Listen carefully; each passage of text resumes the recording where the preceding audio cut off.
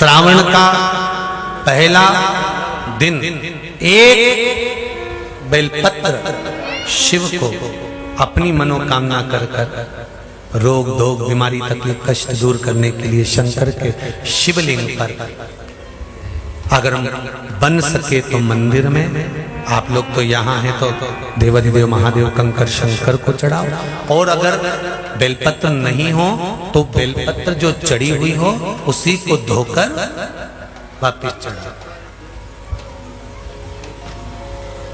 वापिस। और सावन का महीना है, दिल से बाबा को रिझाओ। सावन के महीने में 2 लोटा जल महादेव जी को चढ़ाने के लिए जाओ, तब 3 चीजें अपने अंदर धारण करना। पहले नंबर का तो 2 लोटा जल जब घर से लेकर जाओ तो जरूरी नहीं कि दोनों हाथों में लेकर जाओ, एक लोटे के ऊपर दूसरा लोटा रखकर दूसरा हाथ से अगर कोई काम हो, पल्लू लेना हो या कोई कार्य हो तो कर सकते, नहीं तो तुम 2 लोटा हाथ में रख लो और पल्लू डालने में सिर पे, जरा सिर पे पल्लू। अब तुम्हारा लोटा हाथ में, बेचारा वो भेरू पल्लू, ठीक है, थोड़ा और खींचो ये बाजू का, तो पल्लू वो भेरू ने और खींचा है, ठीक है, ये पल्लू हमारा मुंडा में दे दो, अब ठीक है।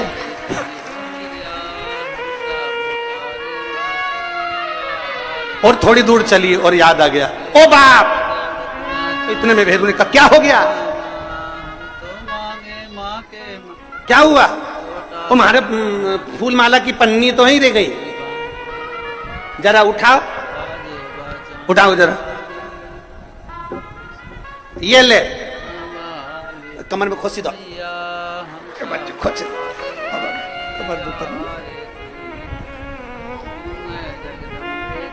और कैलाश पर्वत पे जाके रहूंगी भोले को अपना। अब पति भी के अच्छा शंकर हुआ और अच्छा जल हुआ। निवेदन है, अगर 2 लोटा हाथ में ना तो एक के ऊपर एक लोटा रखकर भगवान की भक्ति धारण करते हुए 3 चीजों में एक चीज जल 2 लोटा, दूसरा श्री शिवाय नमस्तुभ्यम का जाप पूरे सावन के महीने में से कम 5 दिन ऐसे निकालना कि बेलपत्री के पेड़ की छांव में बैठकर हम श्री शिवाय नमस्तुभ्यम की कम से कम 1 माला जरूर कर लें, जरूर। और मान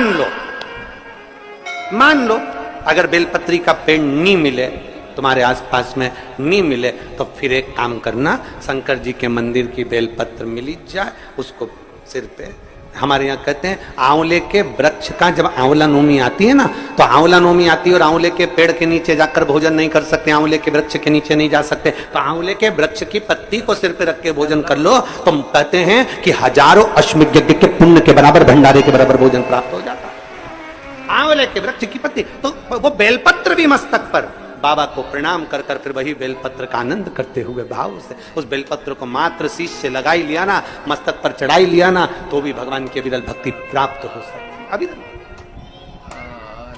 और मान लो बेलपत्र भी ना मिले तो बेलपत्री के वृक्ष की थोड़ी सी मिट्टी अपने मस्तिष्क पर लगाकर मस्तक पर चढ़ाकर भी हम जाप कर सकते।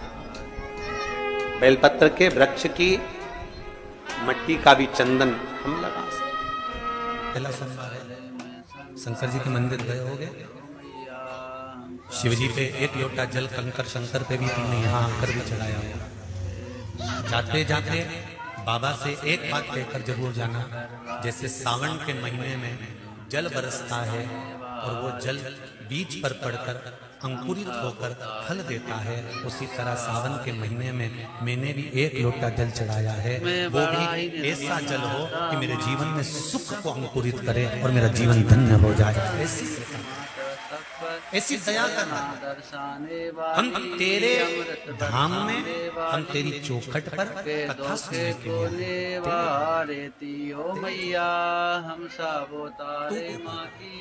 तब सुख तेरी कृपा बिना न हिले, लेते हैं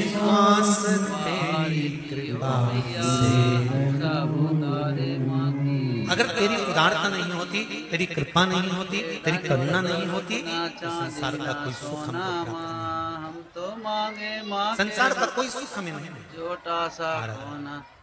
शिव कथा का शंकर जी की कथा, जो माताएं श्रावण के सोमवार का व्रत करती हैं वो पशुपति व्रत मत करना।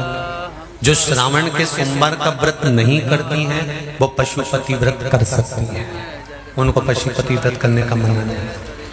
पर यदि श्रावण का व्रत आप पहले से करते आ रहे हो, श्रावण महीने का व्रत करते आ रहे हो, या श्रावण के महीने में तुम सोमवार करते आ रहे हो, तो फिर पशुपति व्रत ना करते हुए इसको 1 महीना, भले 2 हुए हो, 3 हुए हो, 4 हुए हो, रोक दो। फिर अगला जब श्रावण पूर्ण हो जाए फिर जो सोमवार आए फिर चालू कर दो। पर अगर श्रावण का व्रत करते हो तो, और अगर श्रावण का व्रत नहीं करते हो तो पशुपति व्रत चालू है, मना नहीं। श्रावण के महीने में जल चढ़ाने के पात्र 2 कर लो। कितने पात्र कर लो? जम के बोलो, 2 पात्र कर लो। भले 2 हाथ में लेकर मत जाओ, एक के ऊपर एक कलश लेकर जाओ। उसका कारण क्या है? शंकर भगवान ने मां पार्वती के सम्मुख में गंगा का आवाहन करा था।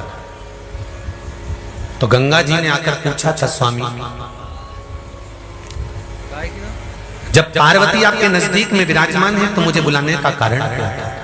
भगवान शंकर कहते हैं, श्रावण का महीना प्रारंभ हो रहा है, जब मेरे ऊपर सृष्टि का भार आएगा तो मुझे गंगा और पार्वती दोनों की जरूरत पड़ेगी।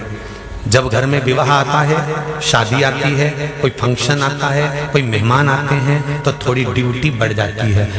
रोज 8 बजे उठते हो, पर शादी रहती है तो कितनी बजे उठना पड़ता है? सुबह 6 बजे 7।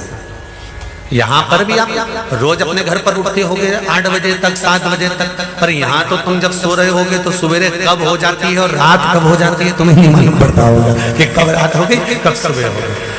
लोग ढोलक पीटते पीटते पीटते पीटते 11, 12, 1 और तुम्हारी लग गई झपकी और बज गई 3:30, सब लग गए लाइन में नहाने और तुम भी भगी जल्दी से नहाने। अब नहाने भी कहाँ जाएं? तो माता इतनी चतुर, उनका बरसती हो रही है जल की। भगवान भी सोच समझ के पानी गिराता था, 3 बजे से गिराना चालू करता था 6 बजे तक। उस बीच में भगवान को भी मालूम है मिश्रा जी कहाँ से नल लाएगा, इसलिए उन्होंने चारों तरफ से पानी गिराया और नहाना के अंदर। बोलो सही है कि गलत है? सब बाहर निकली धीरे से, इतनी चतुर, राम जी गजब के चतुर चतुर लोग आया है, गजब। पर एक बात कहूंगा, दिल लेकर आए हो, मेरा महादेव भी तुमको दिल से लुटाएगा, ये पक्का है। दिल लेकर आए हो। कल हम जब आप लोगों से मिलने, हमारा नियम है, जो हम जहाँ भी कथा भी करते हैं, चाहे रायसेन करी हो, चाहे सागर करी हो, चाहे जहाँ कथा करते हैं वहाँ रात में जो लोग रुकते हैं उनसे प्रयास रहता है कि थोड़ा मिले। एक नियम बना रखा, भले वो 1,00,000 लोग हों, 25,000 हो, 50, और जितने टेंट लगते हैं सब में मिलने का मन करता है। आपसे कल भी मिलने आए थे और कई लोगों की आंख में आंसू भी थे, कई लोगों के हृदय भी नम थे कि हम अब कल चले जाएंगे। पर दुख मत करना, दूसरा कोई स्थान हो वहां से जाओ तो वापिस आने की गारंटी है कि नहीं है, पर यहाँ तो सील और ठप्पे लगाकर भेजता है कि वापिस बुला जाएगा।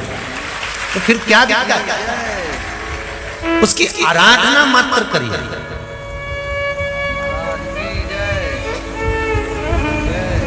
खूब धनपति भी बैठे हैं, खूब, आप लोगों में कोई कमी नहीं है। किसी की यहाँ जमीन है तो किसी की गाड़ी है, तो किसी का बंगला है, किसी की सत्ता है, किसी का आनंद है, बहुत बैठे हैं। पर आप लोगों ने 7 दिन जो कथा, एक ये पटिया लगा हुआ है, तख्ता लगा हुआ है, और उस पर आराम से सोकर 7 दिन कथा का रस स्वादन जो करा है वो जिंदगी भर नहीं भूल पाओगे। बाबा इतना देगा कि आप लोग उसकी कृपा ही बरसती है।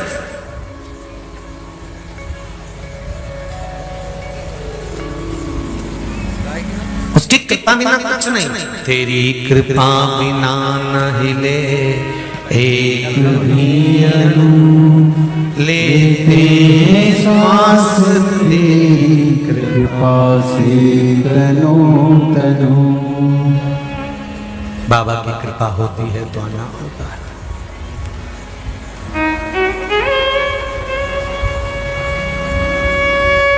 कोई नेपाल से, कोई झारखंड से, कोई उत्तराखंड से, कोई चेन्नई से, ना जाने कहां कहां से पधारे, कोलकाता से। शिव कृपा है।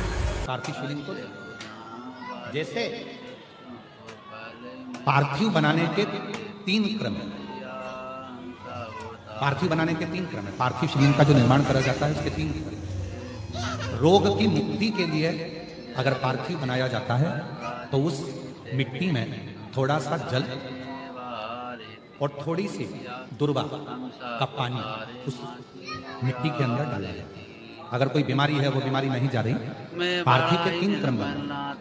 अगर कोई बीमारी नहीं जा रही है तो आप पार्थिव शिवलिंग अगर बनाते हो, मिट्टी का शिवलिंग बनाकर पूजन करते हो, तो उसमें जल मिट्टी में और दुर्वा, दुर्वा बोलते हो कि दूब बोलते हैं, जो गणेश जी को चढ़ती है दुर्वा, उसको पानी में डालकर उस पानी को मिट्टी में मिलाकर फिर पार्थिव बनाया जाता है। रोग की दूसरा, जिसको संतान नहीं है, पुत्र की प्राप्ति नहीं है, संतान की प्राप्ति नहीं है, गोदी में औलाद नहीं है, कोई छोरा छोरी नहीं है, कोई बेटा बेटी नहीं है, संतान नहीं है, सालों हो गए, पार्थिव रोज बनाती है, तो उस मिट्टी में अगर थोड़ा सा आधी चम्मच, 1 चम्मच गाय का दूध मिलाकर फिर पार्थिव लिंग का निर्माण करें, पानी के साथ मिलाकर, तो उसके घर में दूध पार्थिव में डलने से पूत जरूर आता है, निश्चित।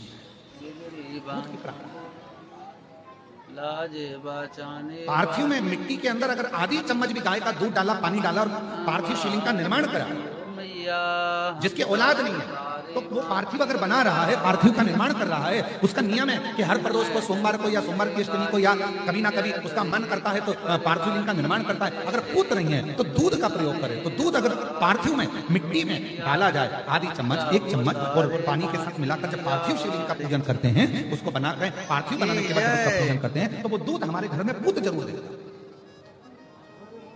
महाराज की जय। पहले नंबर पर है दुर्वा का जल, रोग निवारण के लिए हो जाता है। पार्थिव में दूसरा वर्णन आया है दूध का जल, वो संतान। दरबार की जय। माता की जय। अगर निर्माण कर रहे हो, कोई लक्ष्य है, मेरा यह काम है वो पूरा नहीं हो रहा, बहुत दिन से अटक रहा, बाबा पूरा करना है, तो पार्थिव में चंदन को घिसकर उसका थोड़ा सा भाग पानी मिट्टी में डालकर फिर पार्थिव का निर्माण करा जाता है, पूजन करी जाती है। तो जो तुम्हारा लक्ष्य है उस लक्ष्य तक बाबा तुम्हें पहुंचा कर ही रहे। पार्थिव निर्माण के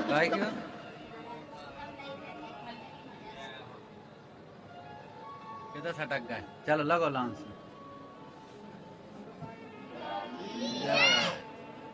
पार्थिव कैसे बनाया जाता है, किस कार्य के लिए बनाया जाता है? कई बेटियां ऐसी हैं, गुरुजी 32 साल की हो गई, शादी नहीं हो रही। गुरुजी लड़का 38 साल का हो गया, शादी नहीं हो रही। गुरुजी 28 साल का हो गया, शादी नहीं हो रही। तो भाई पार्थिव बना रहे हो ना, उसमें थोड़ा सा गाय का घी उस मिट्टी में थोड़ा सा 2 बूंद भी डालोगे तो बहुत है, और पानी से मसकर फिर उसका निर्माण कर फिर पार्थिव की पूजन करिए। कैसे विवाह नहीं होगा? बोले बाबा शादी करा के ही माना। पार्थिव बनाने का नियम है, ऐसा नहीं है कि केवल पानी में मिट्टी को घोल लिया और पार्थिव लिंग का निर्माण कर लिया। हम 1.25 लाख बना रहे हैं, हम 2 लाख बना रहे हैं, हम 5 लाख बना रहे हैं, हम 1 करोड़ बना रहे हैं, हम 20 करोड़ बना रहे हैं। बनाओ, मना नहीं है, पर पार्थिव बनाने के भी अलग अलग नियम है। कौन सी चीज के लिए, किस चीज के लिए पार्थिव, किस चीज के लिए?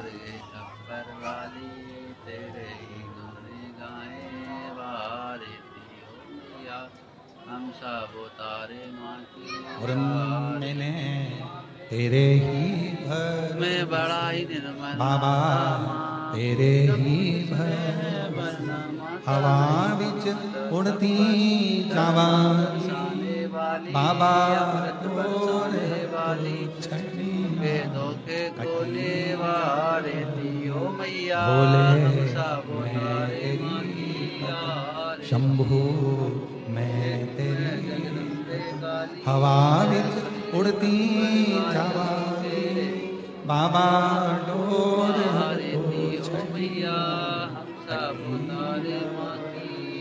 भोले मैं तेरी शंभू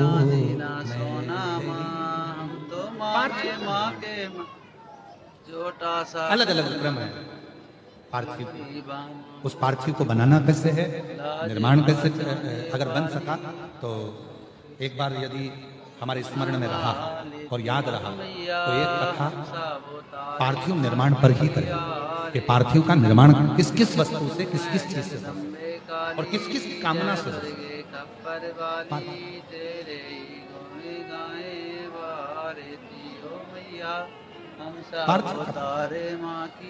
महापुराण में भी वर्णन आता है।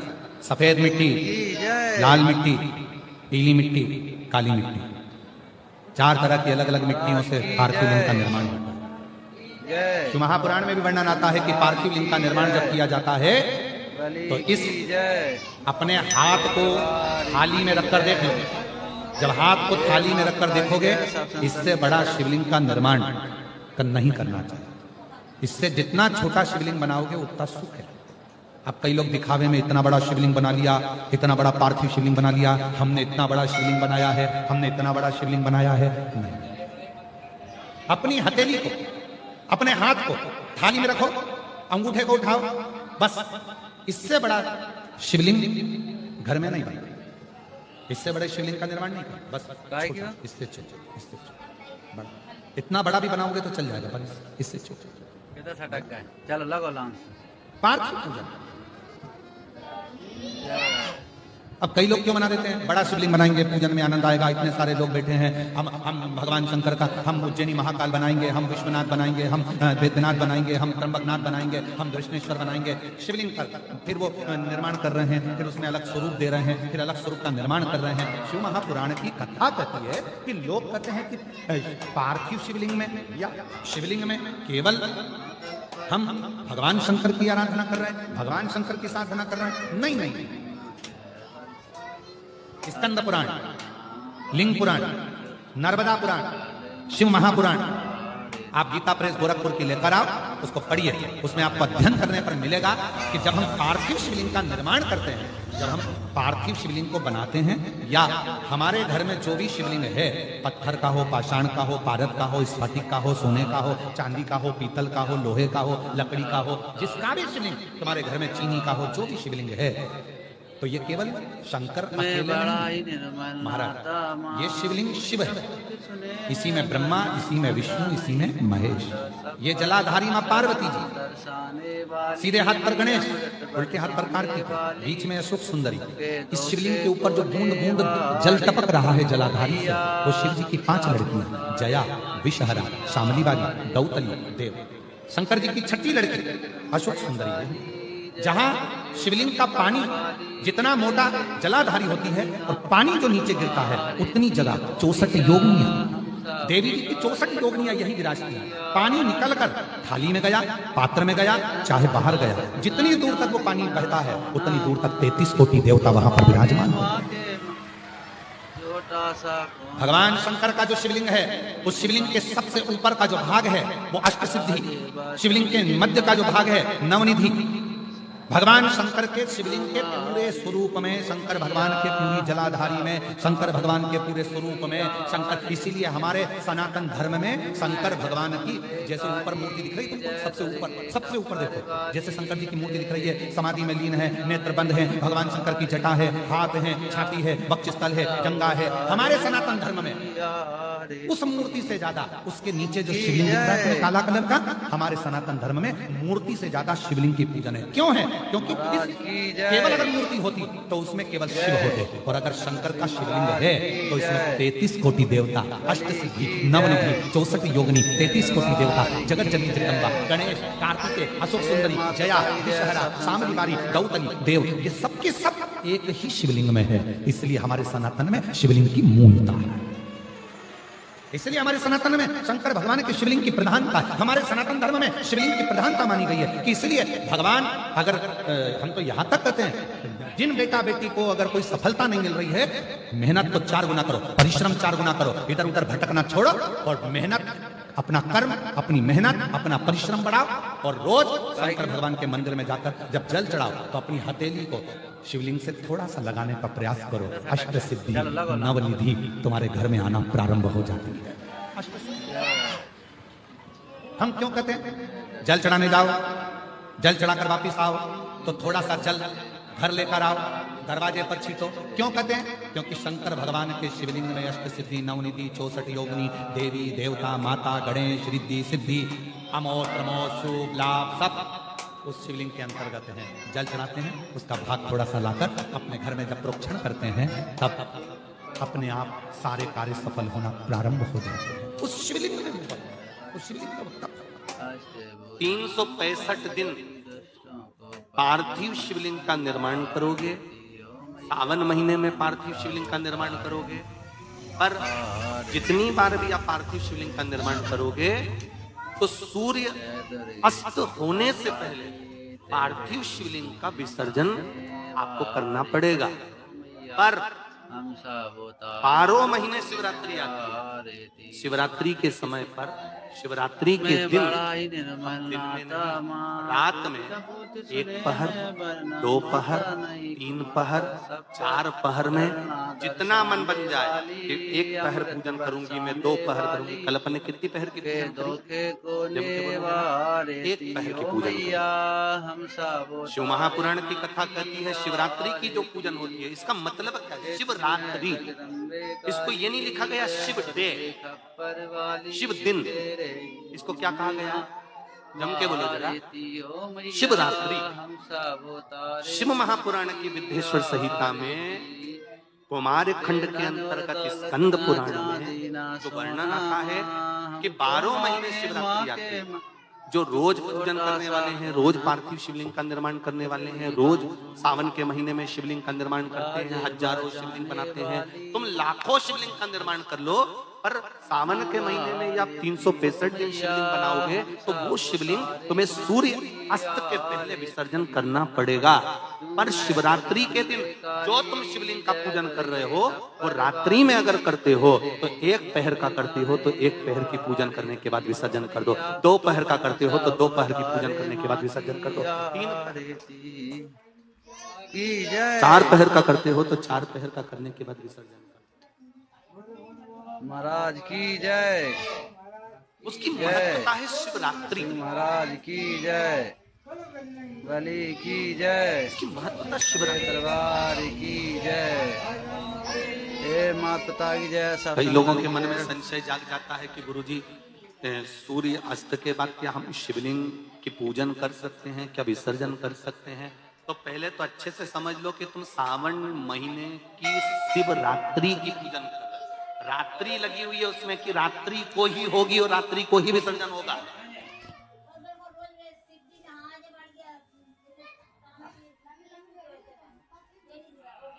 और जो नी पढ़ा लिखा हो तो गीता प्रेस गोरखपुर की जो पंडित प्रदीप मिश्रा जी पोथी पढ़ते हैं उसको लिया आओ। सटक गए, चलो लगो लांस, उसका नंबर देखकर और उसका स्मरण करना प्रारंभ करो कि हम 365 दिन अगर शिवलिंग का निर्माण करते हैं तो वो शिवलिंग का निर्माण हम दिन में कर दिन में विसर्जन कर सकते हैं।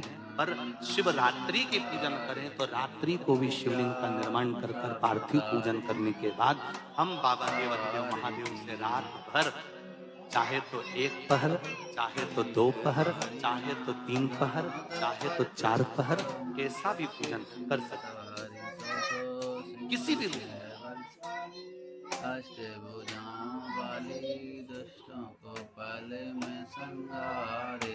पर कई बार हमारे जीवन में संशय उत्पन्न हो जाता है।